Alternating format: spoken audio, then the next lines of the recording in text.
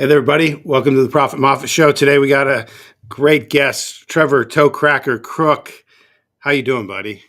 But I'm good, Jason. Thanks for having me on your Profit Moffatt Show. Yeah, thanks for being here, man. We were just saying that we've gone back and forth online for eons, but have never actually sat down and chatted, and I'm happy to do so today. Likewise, I dare say it's probably close to a couple of decades that I've known of you. Yeah, I've known you as well. I mean, obviously, the circles we run in are pretty small, and then to have two colorful characters like us, that I feel like we're in a way kind of birds of the same feather, or is that what the saying is? Yeah, yep. Yeah. So whereabouts are you right now?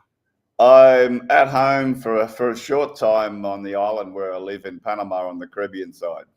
Awesome. Is there any particular reason that you live in Panama?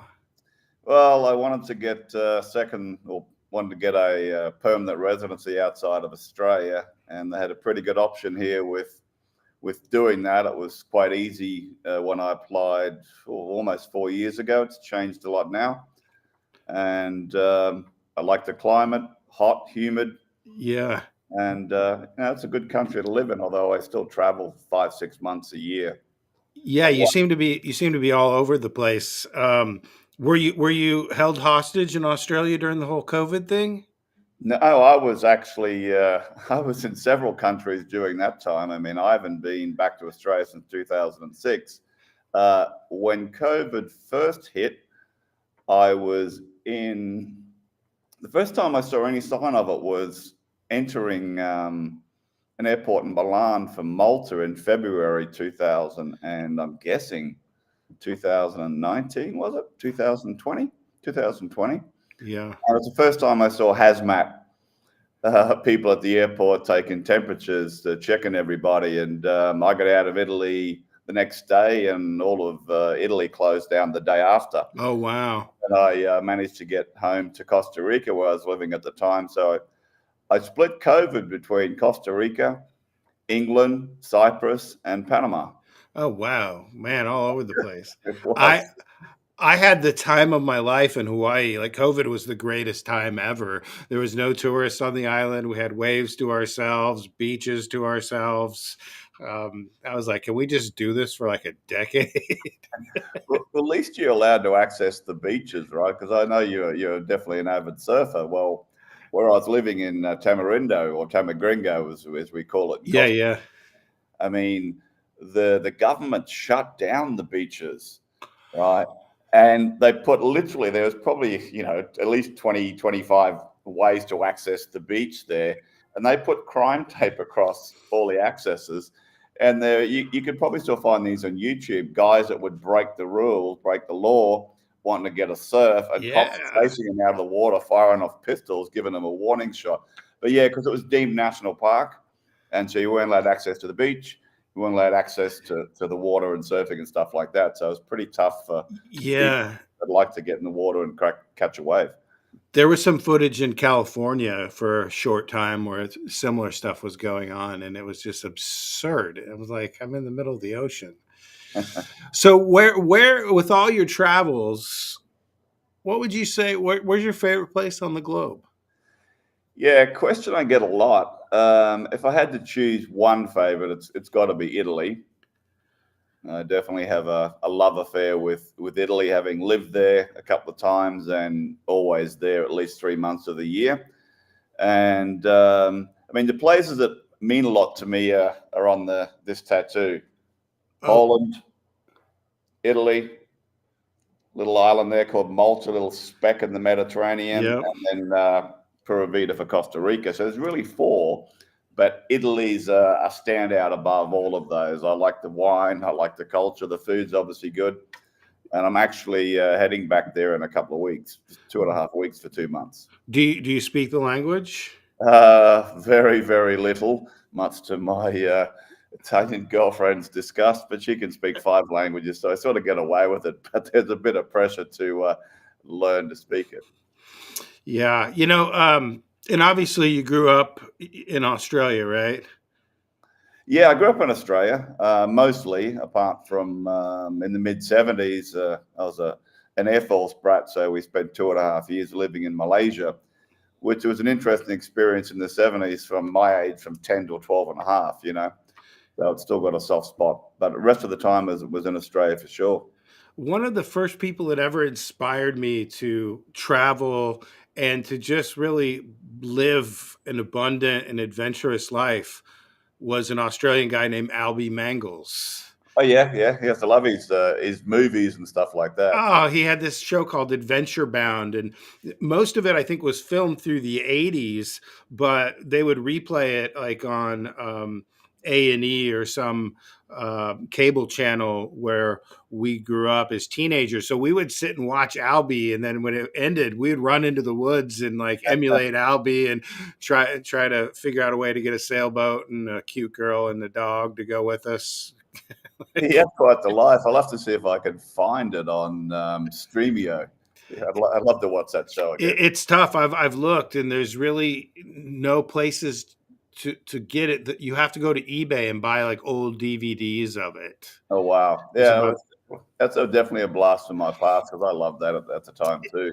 Showing it, right? he's an interesting, um, maybe the epitome of tall poppy syndrome, and how Australians, it's such a weird concept that when something gets popular, it seems that the locals just kind of turn away from it and don't like it anymore. And he seemed to be one of the biggest casualties of that. Yeah, it is a definitely more prominent in Australia that it happens that people just want to chop you down. Yet, you know, we supposedly champion the little Aussie battler, right? And the Aussie battler gets up and does something for himself, and then there's someone trying to chop him off at the knees. It doesn't make sense. They don't do that to ACDC, do they? No, otherwise I'd be on the warpath. I think everybody will. I mean, they seem to be immune to it. But Crocodile Dundee probably got it pretty hard too. Yeah, yeah. I mean, you know, Crocodile Dundee, Steve Irwin. You know, there's probably a few, but yeah. And I don't know that it's getting any better. I think it's probably getting worse with the online presence that people can create, and people just like give them the old finger. Yeah, I remember when I've only been to Australia once. I went to Melbourne, and it was myself, Frank Kern, and John Carlton, and Ed Dale was having an event there. Is that the underachievers? Yeah, it was so probably 2007-ish, 2000 maybe, yeah, like and I remember watching Carlton go up on stage, and he wasn't even bragging, but he was just kind of telling his bio and saying who he was, which could kind of sound like bragging because he's got this really cool story and these accolades and stuff. And I noticed like the audience, they weren't revolting against it, but they weren't like totally digging it so much. And then it was either Frank or something, but I quickly got a clue. It's like, just take the piss out of yourself, just make fun of yourself, and they'll love you. And it worked. Yeah, I mean, I'm just trying to think. That was probably similar when Fury, when I spoke at an event in Australia in 2005 with Bill Glazer, Yannick Silver, Jim Edwards, Matt Uh-huh. Fury, and some Australians, including myself. And yeah, like Fury's presentation was brilliant, but people the Aussies were like, we don't think so. But it was great. You know, his content was spot on. He was talking about a whole article about Ian Thorpe, the swimmer. He tied it in brilliantly, but yeah, that can be a hard crowd to crack. It really is. And Fury is incredible. In fact, like, I want to talk about copywriting because I know, that most of us know you from that world. Um, Matt Fury is one of the greatest email copywriters there is. And if you ask, particularly in the new generation of kids coming up, and I call them kids, but they're in their 30s, but younger guys, God, I feel like an old man now. Almost nobody will mention Matt Fury's name like in the email game. And I'm like, you guys have no idea what you're missing. Not only what you're missing maybe in the email game, but now Matt actually has the rights to Maxwell Maltz's I Psycho think that- Cybernetics. Yeah.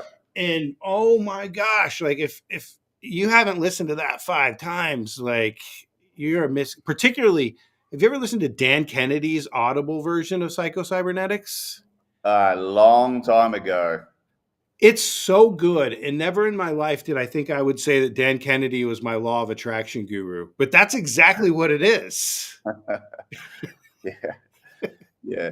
No, like, you're right, and I'm sure you see this as well. It's even not just Matt, where people get mentioned about who's this person, who's that, and we'll say that the kids, as you quite rightly called them, because compared to us, because we are goats. I'm 59, 60 in March, so I'm not sure where you're at, but here's the thing: is a lot of people will mention other names, but he's definitely the master, and I would say would still run rings around most of the names mentioned. For sure. I mean, he is incredible. I really I enjoy reading the emails. I learn from him. I like the content. It's fantastic. I personally, I'm 49, about to hit 50, so we're both about to hit some My favorite milestones. decades. Yep. Which brings me up. I was just looking at your Facebook wall, and you're having a 60th birthday bash in Chiang Mai, Thailand, for your birthday. Are you not? I am. Yes. Tying it in together. So I've done a couple of these sort of beers, bourbon, and business events before. This will be number 3. The first one I did was actually for Drayton Bird's 83rd birthday in 2019. And that's where Carlton spoke, Caleb O'Dowd, Matt Basak, Bon Fury, etc., Pauline Longdon, Oh, wow. and a couple of other people that you might know of. And then I had the next one was planned the year after, but COVID screwed that for 3 years. Yeah. And but they both went very well. But this one is to wrap up the 60th, and it'll be a lot of fun and a lot of networking. I'm very big on not having too many people at my events, keeping it to around 50 max so that they get to network and hang out with the speakers. And I make sure my speakers don't leave, Yeah. stand out the whole time. Stan Dahl, I actually saw his testimonial the other week from the event, sort of saying that I don't let the speakers, bugger off behind the velvet rope. Yeah. And, people do generally make good relationships, and you do business with him or her, vice versa. So, Yeah. I love Stan. Stan's a good dude. he is. He's been to both events, and he'll probably be there again. Yeah. In fact, I mean, that whole roster of people that you just listed off, Caleb O'Dowd, one of the smartest guys possible. I actually messaged him a couple weeks ago. I'm like, hey, you still running those webinars? Like, I want to make some money, and you're the guy who will make me a whole bunch of money. And Pauline Longdon, I call her the Southern Hemisphere's #1 copywriter. Yeah, actually, I'll be seeing Pauline. Her and Ray arrive here on the 1st of November. So we got a mastermind, and we do a few days of fun stuff. So I'll be seeing the ladies very shortly. I have not met her in person. I can't wait to give her a huge hug. I've spent a lot of time with her, doing the video chat, but I've never got to actually meet her in person. And she has made me a ton of money. And so Nice. you gotta love that. Well, mate, maybe it's time to jump on a plane to Chiang Mai and Yeah. make that change. Yeah, I'm not much of a traveler. I don't even have a passport. Do they force you to get shots or anything to go there? No. No. So if somebody wants to learn about this or get more information, what do they do? Well, I'm in the process of finalizing all the details for that literally in the next couple of weeks, and I'll start posting it on Facebook or Gotcha. via email. But I'm just trying to lock in a couple of speakers that need to see if the schedule's free. But I'm also dragging Drayton out of retirement again. Although he's retired, I'm like, you know what, you're still alive, you've still got a pulse, and so he'll be almost 89. So it'll be seriously people's last chance to his wizardry when it comes to advertising and copy. I feel like that I'm in Nashville right now, And there's just so much incredible music here. And every time someone comes through, I'm like, this might be the last time I get to see Jackson Brown, or whoever it is in their 70s, maybe 80s now. um, a lot of shows I never got. It's like I never got to see the Rolling Stones. Well, if there's this might be one of the last times you ever have a chance. Yeah, so I mean, I've seen them 4 times, the Stones, and the last time I saw them was, for me, their best concert. The last time was outdoor at the old airport in Prague. There was about 120,000 people. Wow. I was in the VIP front section, and they just rocked the freaking house down. And Wow. I've seen Akadaka a couple of times, and actually one of my clients is coming here Monday. He literally left one of my events in Tuscany at the end of July, a day early, because he was going to see AC/DC in the Germany, and he'd seen Rolling Stones literally a week before. He flew from Hong Kong to LA to see the Stones, and then flew into Tuscany for my stuff. But fortunately, he's an ex Cathay Pacific captain, so he gets to fly pretty easily. I seen AC/DC one time. I mean, I think I was 15, maybe 16 years old. I was with my aunt. It was the Money Talks tour where they were dumping all the money from the ceiling.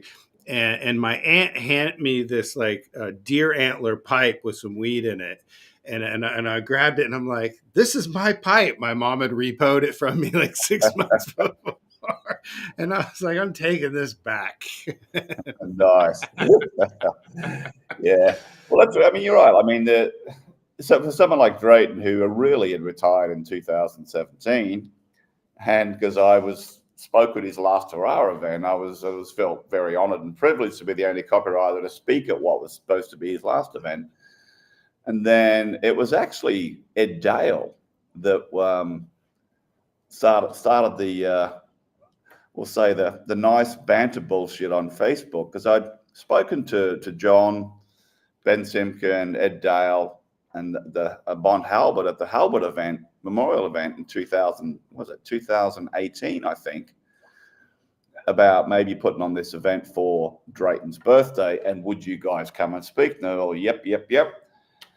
And all of a sudden, like February 2019, Dale makes a comment or posts like, hey, ToeCracker, what are you putting on that event for Drayton's birthday? And I was like, challenge accepted. So I was in London, and I said, hey, Drayton, I want to come to Bristol and talk about, this event. I got all these guys have said yes. And he said, oh, I'm busy. I'm writing a book. And I said, you need to eat, right? Yeah, I'm coming. I'm going to copy in. Kelly, your assistant. I'm going to be there for dinner. And I literally went to Bristol, had dinner, both got drunk. He agreed, and the event happened. Nice. And then I dragged him out again for the last one. I was like, he was just going to come as my guest. And I said, well, you're here. You may as well speak. And, it was the first time he'd seen Paris Lampropolis speak. Oh, wow. And he was just blown away, because Paris did 2 presentations. And then I was speaking at Drayton's final fling with him and Ken McCarthy, who's very old school. Yeah. And Rory Sutherland.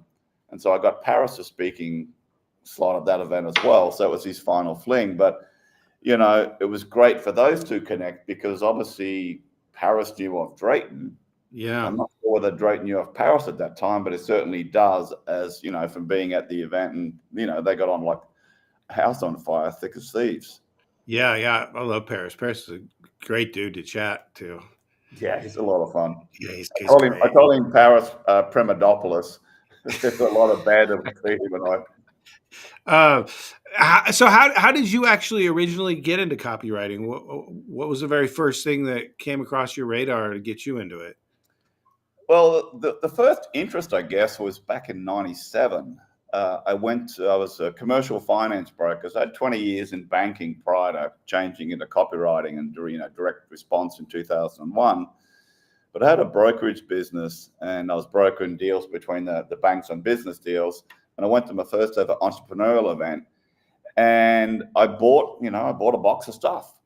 And one of them was talking about, they do all these book reviews. You paid a subscription, and there was a review of Dan Kennedy's How to Make Millions with Your Ideas book.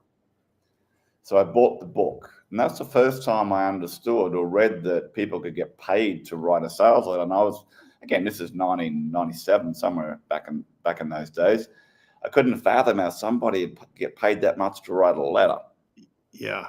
And I was just like, holy shit. And then in 2000, I was reading my Sunday newspaper in Brisbane in Queensland, Australia, where I lived, having my coffee, and I saw this, what I now know as a lead generation advert, offering this free report, bullshit, sales letter, offering a bunch of marketing stuff from all, the names that we would know of, the Halberts, Yeah. Dan Kennedy, all those sort of guys from the US. And I bought it, and I was just fascinated by it. And then in 2001, the same guy I bought that box from was having a few introductory seminars in Brisbane, Sydney, Melbourne, Australia. He'd secured the Australasian rights to all of Dan Kennedy's products and books at the time as the master licensee for that region. And so he was trying to flog off non-exclusive resale rights for $25,000 each, and 27 of them. Oh, wow. And I didn't buy that night. I had a sleepless night. And the next day I called up the guy in Australia who still was in town for a day or two. And I said, can I come and pay you for your time? I don't know what I want to do when I go up, basically. And I went there, and I had to pay him $750 Aussie dollars at the time for 2 hours of his time. And I agreed to buy one of the licenses, but I didn't have the money. I'd been left 130K in the hole from the first divorce. I've done the divorce thing twice, no third time, expected on the horizon. And anything I'd left was my Amex, my Platinum Amex. And so I put it on the Amex, waited about 2 weeks for the master to come. And I'm like, holy shit, under pressure. I've got to pay this Amex bill when it's due. And I took a small booth in a business and trade show expo, another 3.5K. So bits and pieces, I'd put about 30 grand onto that Amex. Uh-huh. And so I went through Kennedy's magnetic marketing kit, and it spoke about what to do at a trade show. You're not there to sell, you're there to collect names. So I collect names, I did. And I managed to make enough money from the sales of, packages at the event to clear the Amex bill when it was due. And then from that, I picked up my first ever copywriting client. And I think you've got a similar story. I think you charged a fair amount for your first ever copywriting client, if I'm correct. Yeah, I ended up, it was a competitor of mine in the poker niche, and he had read my Black Hat Poker letter, and he was like, oh my gosh, will you write me something like this? And I'm like, no. He was like, come on, man. I'm like, okay, $5,000. And I just, especially in 2006 or whatever, $5,000 was, probably like A-list copy prices. Yep. And, but I was basically just trying to chase him away. And he kind of laughed at the $5,000 price. So then he said, how about $750 and then 15% of the royalties over 6 months? And I agreed. Long story why, but I mean, I'm like, okay, I'll do it. And so it was easy for me. It was only a 4-page letter too. It was super short. It was a software I was selling. It didn't even need, all you needed to do is like see images of what the software did, and you were sold. And so I ended up getting about $7,500 on my first gig, Nice. which is a grand slam. Yeah, well, mine was, I charged this guy 10,000 Aussie dollars up front, which probably is a similar US amount in 2001. And I did the math on this for someone recently, like with inflation, that's around 18, almost 19,000 in today's money. And, I'd never written a cracker for anybody, but the thing is, he told me he'd paid some other direct response copywriters the same amount and refused to run the copy. Oh, wow. And he showed it to me, and I was like, well, I'm not really in the position to critique this, but for my limited knowledge, I can see a few problems with it. Anyway, paid the money. No royalties on that deal. I wasn't smart enough to do it back then. But that was 2001. The first time he had about 5 levels after his intro for his stock market training courses. Based on the first 2 levels and his knowing his own numbers, conversions, the first 2 nights he did 558,000 in gross. And about 8 years later, I got an up-to-date figure. He was still using the letter, that original letter. It was all old school, 3-step direct mail sequence, all offline. And he'd sold over 4,000 units of a $3,500 home study course. Wow. So 13, almost 14 million. Wow. And, he was very successful with it. He still had to do the mailings. He still had to do everything else. But, that was my first crack. And he hired me for a couple of other gigs. But from there, like it was, well, if I've been paid this amount for one project, I'm not going under that. Yeah, you're spoiled from the beginning. Gosh, you got so lucky, kind of like how I got started. Halbert was the first thing that I read. And so it was just really blessed to start right there, and for you to run into Kennedy, very first thing. I mean, gosh, talk about an unfair advantage. Yeah, it was really interesting, actually, because obviously I always give credit where credit's due, right? I'm sure you know a lot of people that don't. I'm sure you give credit where credit's due, right? But a lot of people don't, right? And as ToeCracker, love it. Which is odd too, because I've seen people swiping stuff lately, and it's clear to a lot of us where it originated from. So now this person looks like a tool, and you could have just said, I learned something from a mentor of mine. Insert mentor's name, give them credit, and people are still gonna. I don't know, man. It's just way better to credit people. I feel like it's a double win. Yeah, I'm the same. What was interesting, though, after I spoke at Drayton's Drayton last fling in July last year, so that was the first time I'd ever met Ken McCarthy, and I knew him, of course, but he didn't know of me. And obviously, I'm giving credit where I was like, this is not my idea. I learned this from this person. I learned this from Dan. Boom, boom, boom.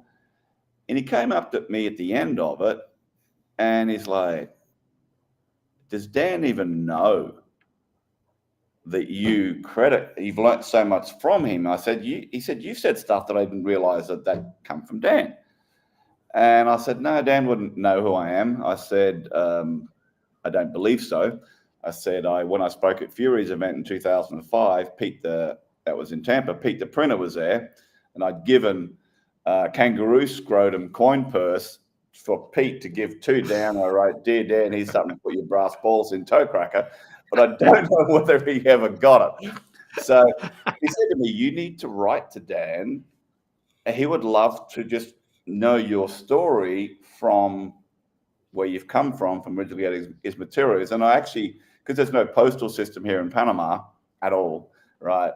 It's non-existent. Oh, actually, wow. when one of my clients comes down for the mastermind, I'm actually going to have the letter ready, handwritten, and he can post it for me when he gets back to the US. So, but Ken was just blown away. And here's the thing, right? Is from initially getting hold of the Dan Kennedy stuff and all the sort of the connections that have come from that. I mean, let's take Ed Dale, Frank Kern, right? I spoke at an event in 2004 where Ed Dale was speaking. And that was my first year of ever having a crack at anything online. I went to the first World Internet Summit event, or Wankers in Suits, as I called it. Right? I didn't know what front page or anything was back then. I was a complete noob. So I decided to have a crack at this thing called, pay-per-click. And the first thing I was running traffic to was Gary Halbert's orgasm ebook. Oh, wow. I had a MySpace profile called George Gigolo, and then I was Dave D'Angelo, Eben Pagan stuff. That was my first intro. But what I did find was interesting was my 36th subscriber online, because I'm seeing who's opted in, was Gary Halbert. And I was like, no way. He said, this no sex Gary at AOL. And the banter started from there. It was a lot of fun. The first message with a subject line, there's nothing worse than a loudmouthed, egotistical copywriter. That was the first contact I had with Gary. But then I was invited to the first ever Underachievers event in Australia. that Frank Kern and Ed Dale put on. And then they did invite me to the next one where John Reese was, but I had spoken at another event in Sydney and couldn't make it. But yeah, that was, I mean, the connections go way back. I mean, they actually hired me to write the sales letter to sell the Underachievers home study course. Oh, wow. Yeah, which Interesting.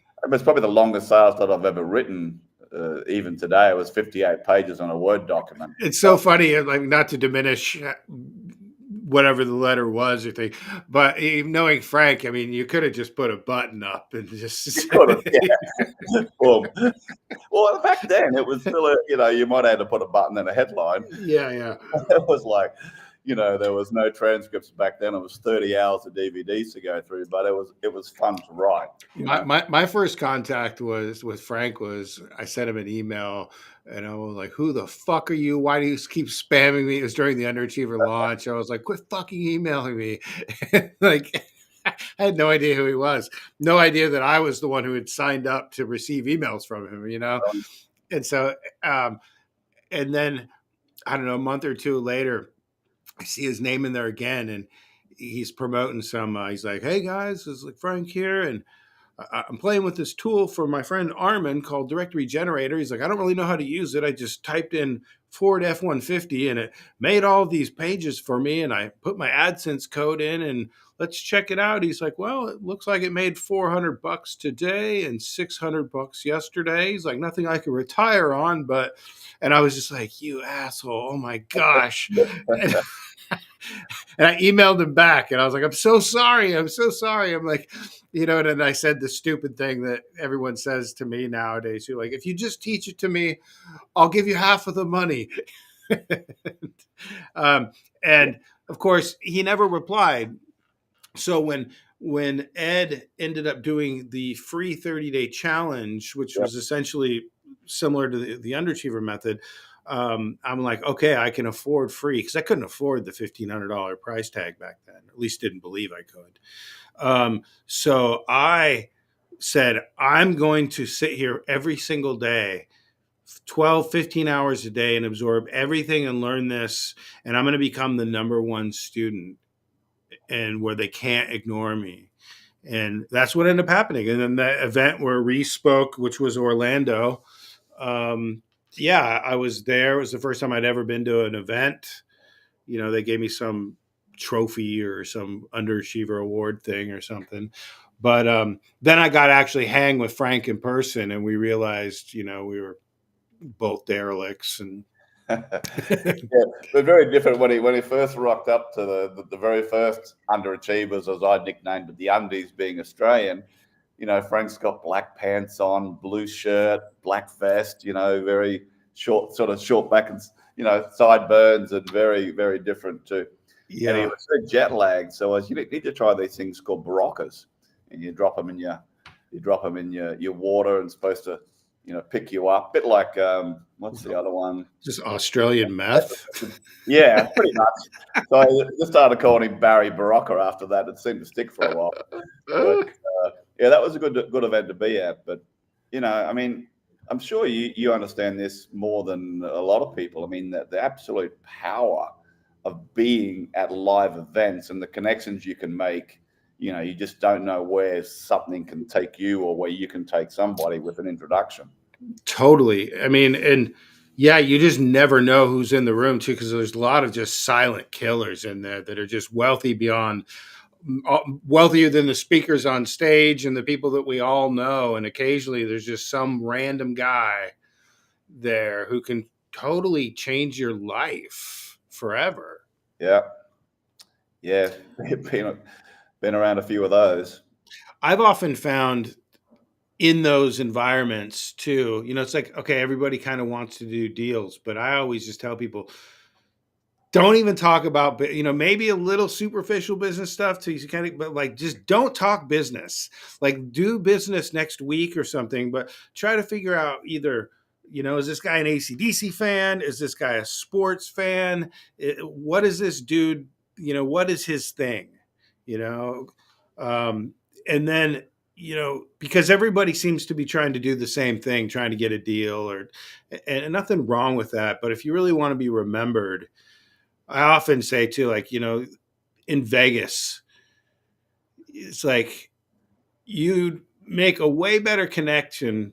Like, I shouldn't even say this. I'm grown up. My wife gets mad at me now.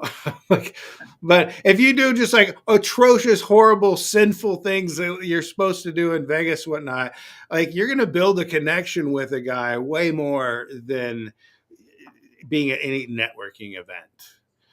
Yeah, yeah, and there's nothing worse than people. Oh, you're just trying to shove a business card up your nose, or what do you do? And I want to know what interests you, Totally. right? What interests you involves and starts a much better conversation than, hey, let's do a deal. What can you do for me? Type bullshit, right? Or if I know something about someone like you about surfing, it's like, actually, did you realize that Boca del Toro, where I live, is a great surfing place and stuff like that, right? Yeah. I often teach a thing that I've never heard anybody else really talk about. It's, there's three stages of networking: pre-networking, the networking, and then post-networking. But before I ever go to any event, I like to try to find out the guest list of who's going to be there. And so with social media nowadays, so many people are already talking about it. And if you could do some searches, or maybe even know who's throwing the event, if you could just somehow figure out who's going to be at the event, and then, everyone's social media kind of reveals a lot about who they are. So I would have a whole notebook full of like the top 10 guys that I wanted to meet, and notes. I'm like, this guy's a Chiefs fan. This guy was in the military. This guy's a Mormon and married. So watch what you say to him. I would pre-network. And then once I got there too, I would literally just say something like, "Hey Bob, like, oh, you're number 7 on my list of people that I wanted to talk to, and here's why." And I would be able to kind of shortcut and get through all the superficial stuff that you might talk about, because I did my pre-networking, and then we could spend time getting to know each other, and then maybe later, send them a postcard, a text, a video, or whatnot. But I've never seen anybody who really spend any time pre-networking. Yeah, no, that's a very. I haven't heard of anybody specifically doing that. That's obviously very smart. I was just at an event in Thailand, which ended a month ago today, and 2 of the speakers are also 2 of my clients, right? But I wanted to make sure they met one of my friends living there, right? Who's very successful, like one of those guys you're talking about. You're in the back of the room, you wouldn't know how much money they're making, because I felt that they might be able to do some work together, right? And as it is, it looks like that's going to happen. I just wanted to connect the people, because I see some sort of alliance between all of them in individual ways. Yeah, it reminds me of Joe Polish, and he's the greatest connector I've ever met in my life. And he tried to connect me with a billionaire dude, and the guy asked me some advice. I was like, "No, best advice you could do is don't listen to anything I have to say." Shockingly, a couple months ago, he introduced me to another billionaire dude, and I think being a connector is one of the greatest things that you can do that doesn't require a whole lot of skill, other than really listening and trying to understand what someone's needs may be. And if you can't fulfill those needs, well, maybe someone who can, and you can be handsomely rewarded. Heck, I remember one time I got a $14,000 commission for making one phone call, just because I knew a guy who had a webinar, and I knew another guy who had a list that went along with it. He wasn't really part of our world, but I was like, "Hey, I think you can make some money. You should call this guy." Yeah, And middleman money is good. yeah, for sure. I mean, there was 2 people at my event for Drayton's 83rd birthday, right? And at the actual birthday party for Drayton, these people are talking, right? Obviously drinking and talking and eating the food. But I knew what he did. I knew what he did. They weren't talking about what each other did. And I said, you 2 need to do business together. Why? Gave them the reason why. And back then, you gentlemen A, on my left was struggling, right? Stuck at around 8 million in his chosen business, profitable, but wasn't cracking the 8 figures. Other guy was a boutique ad agency. I copy chiefed for that guy for a while when he was the client. 3 years ago, same client who had cracked 12 million, then did 45 million, then did 140 million, and will crack over 200 this year in, let's just say, that health space, right? Supplement space, with very good profit margins. But it came from a connection. Yeah. And both of them were introverted, and it's like, I wouldn't have done business if it had been introduced online, had we not met in person. Yeah. Just connecting people. Now, nothing out of that for me other than putting the right people together. Yeah, I'm excited to, I've been mostly just in the music world and not so much the entrepreneur world, but now I'm moving from Nashville to Oregon. I mean, I was in Hawaii for 8 years, and there's not a whole lot of entrepreneurial things that go on in Hawaii.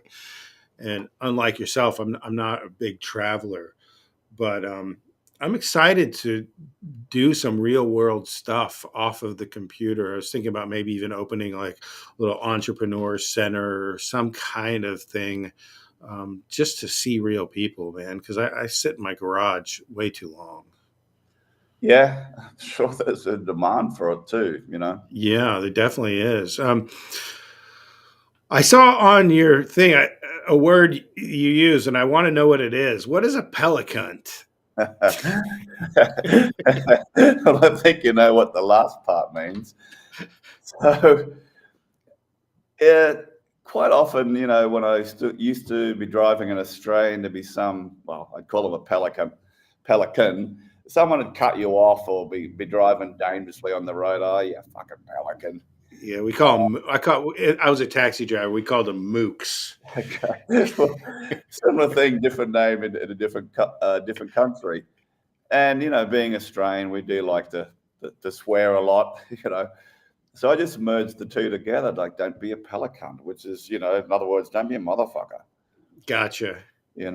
Yeah, I do. So what about the name ToeCracker? I've never heard that saying. I don't know if it's an Australian thing or if it's a unique thing to you, but I've never heard of it before. Okay. Well, a lot of people think it's from the chrome tip pointed shoes that I, like to wear when I'm not in tropical islands, but they came 2009. So back in 2000, remember I said earlier I bought that box of marketing stuff, Uh-huh. And so I was wanting to transition out of the commercial finance brokerage side of things. I didn't want to be doing finance for the rest of my life.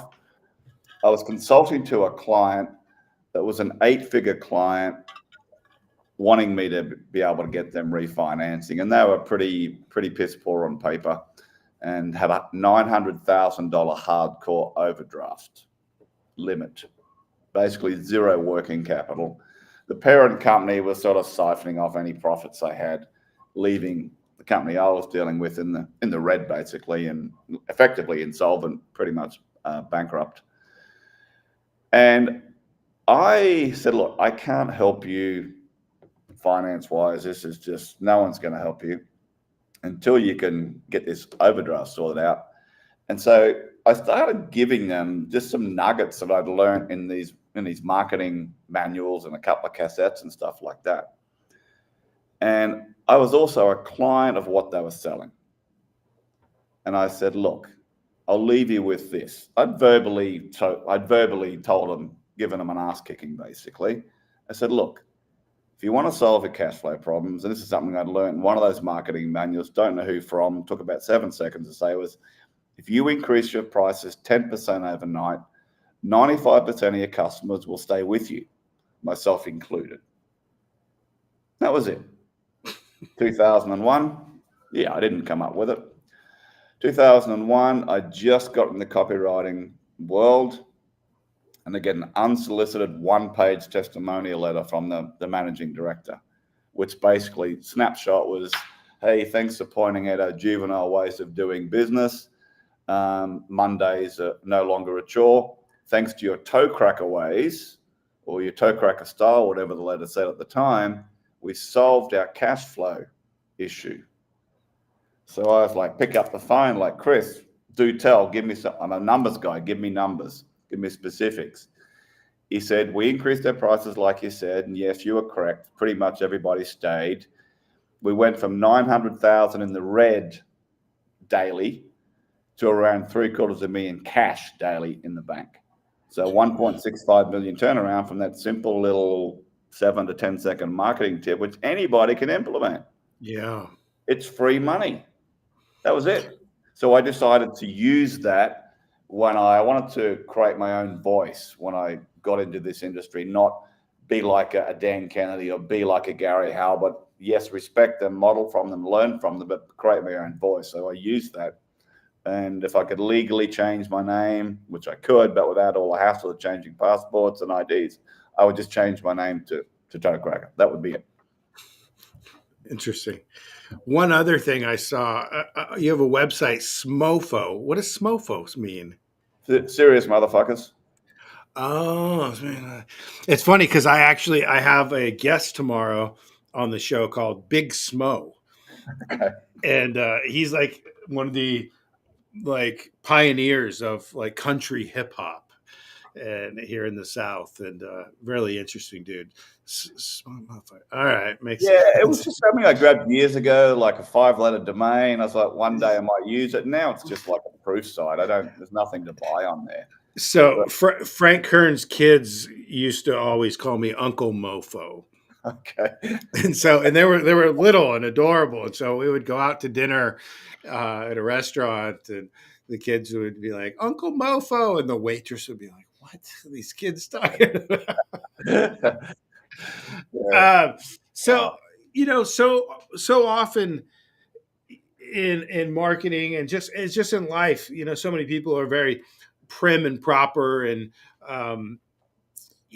try to be professional, I guess. And I get that obviously works for some people and needed for some, but I've always liked that you are not that in any way. And Likewise, I think. yeah, I wrote a book called The Art of Authenticity, and I feel like you epitomize that.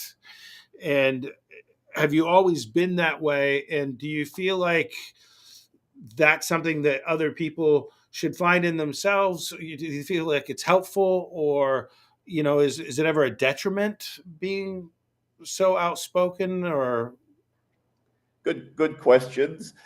I've pretty much always been direct.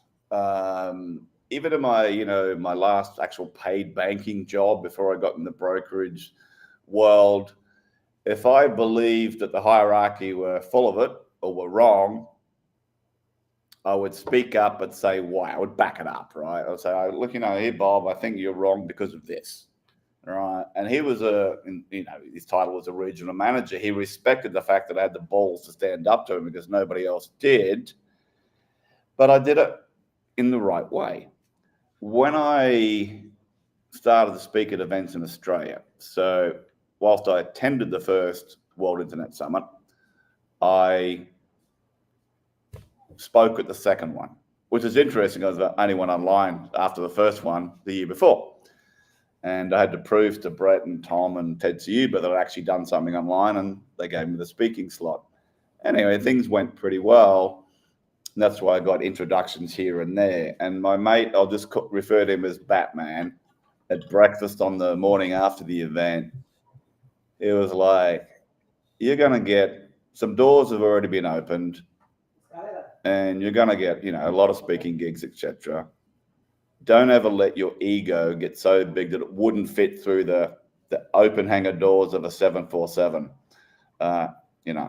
plane. And I said, otherwise, I don't care where you are.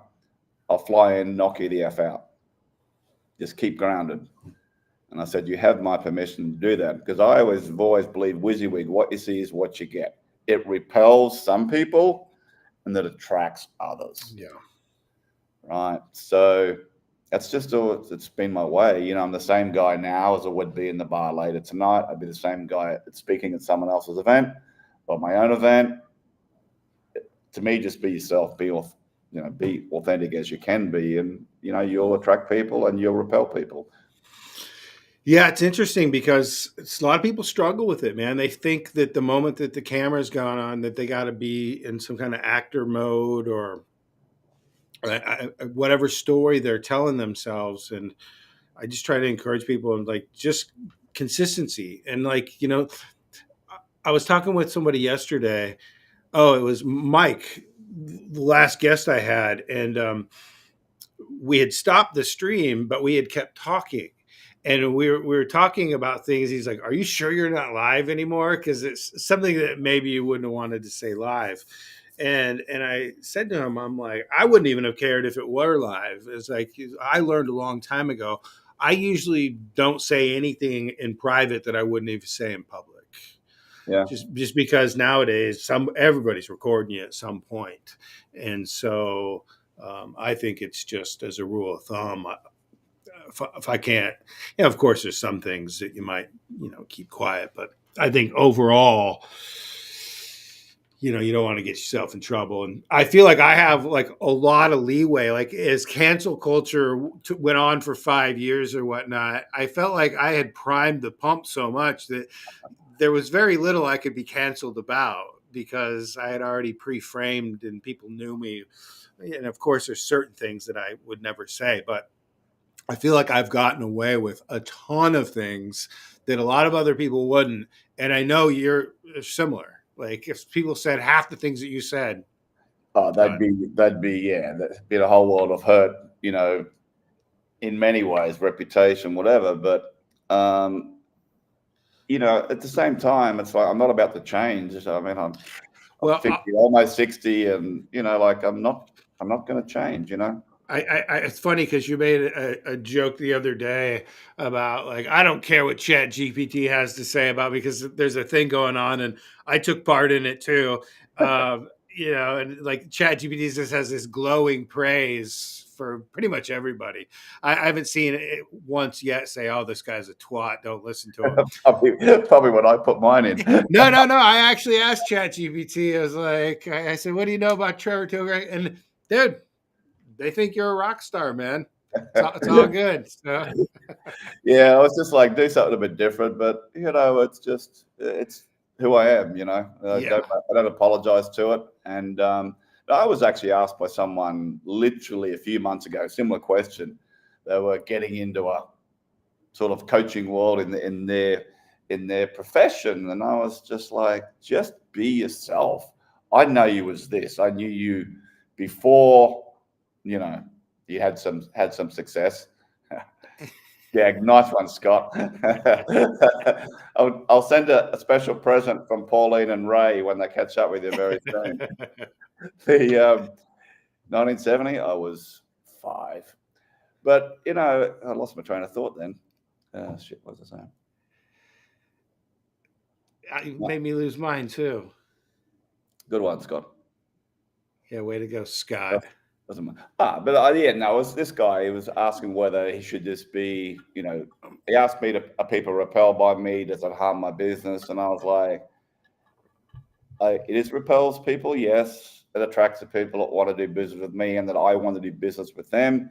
I know who you are. I knew you personally before I knew about your business. Just be yourself. All right. That's Yeah. the best advice I can give you. Yeah, I think man, there's multiple advantages of really owning who you are and being a unique character. I spent so much time next to Frank Kern, just being surfing buddies. And I watched dozens, if not hundreds, of people who would come, for business advice, but equally, if not more, people were there just for the hang. They just enjoyed who he is because he's a hilarious guy. He's really, he's a great hang. He's probably one of the coolest dudes you can hang with.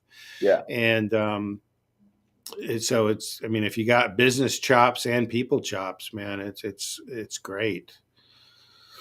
So looks like we're almost to an hour here. You're obviously super easy to find. All you got to do is type ToeCracker into the internet and you pop up. Yeah. So I mostly see you on Facebook. we're live on Facebook right now, YouTube, Twitch, some other places. So if people want to check you out, you got some time to think about too. If you want to go to Thailand, which sounds like a rocking time, Oh and go to an event which is going to be full of all my friends, and then I'm going to be jealous. yeah.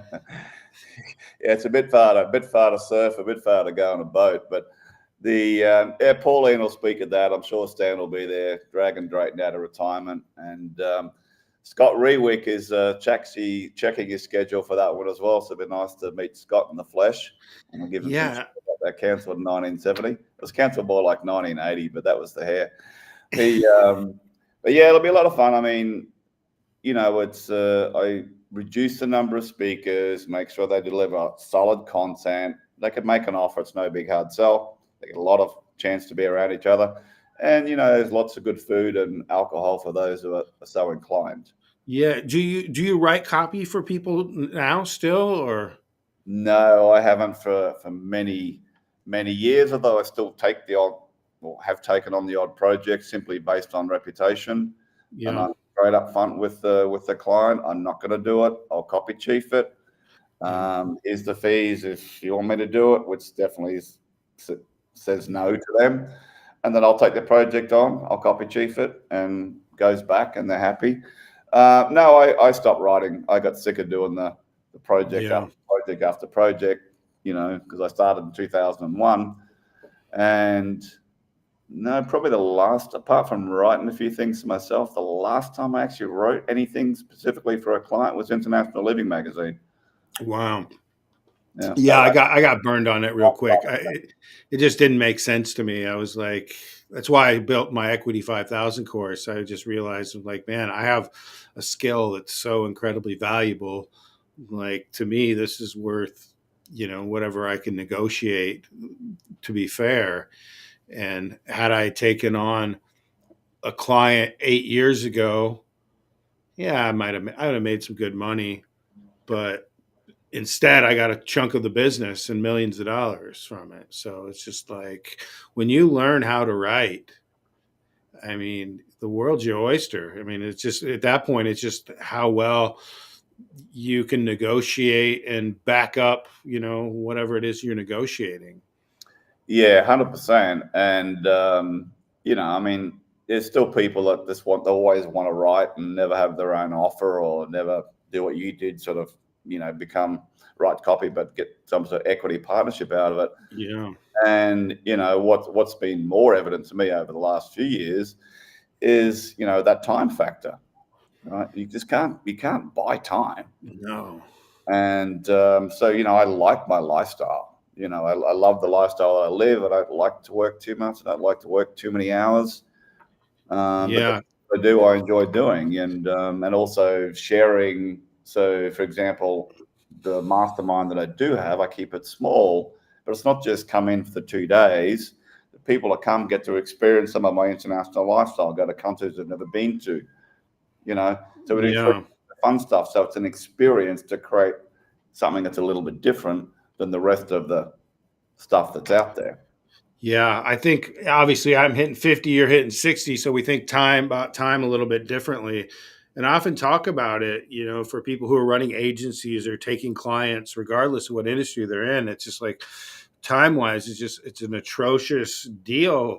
Like, you think about like compound interest, and being a finance guy, you clearly get that. Well, when you're working in a partnership or you have equity on something, like, everything I write today and tomorrow, I can reap the benefits 9-10 months when we exit down the road. But if I'm going to write a promo for you, even if I get a little short-term equity out of it, eventually I got to go find another client and start all over again. And it's like, that's horrible time management. And not only bad time management, I just like, this is bad math. Yep. This is. It took me a long time to learn that, and to go, you know what, I'm doing things exactly my way.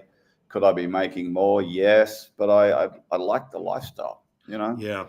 It's I mean, who knows? Hopefully, I'm not dead tomorrow, but I could be. But reality is, 59, I might have 20 good summers in me if I'm lucky. If I'm like Drayton Bird, it's probably about 30. Only the good die young. But it's just, you can't get that time back, and people just No. ignore that. Well, hey man, I appreciate your time today here, man. It's good to connect, and let's make this a little bit more of a regular thing. I'd love to get to know you even better, and who knows, maybe actually get me out of the United States someday. Well, there's a speaking slot available if you want it. So Uh-oh, don't tempt me. you've already been tempted. All right, man. All right. Thanks for having me on, Jason.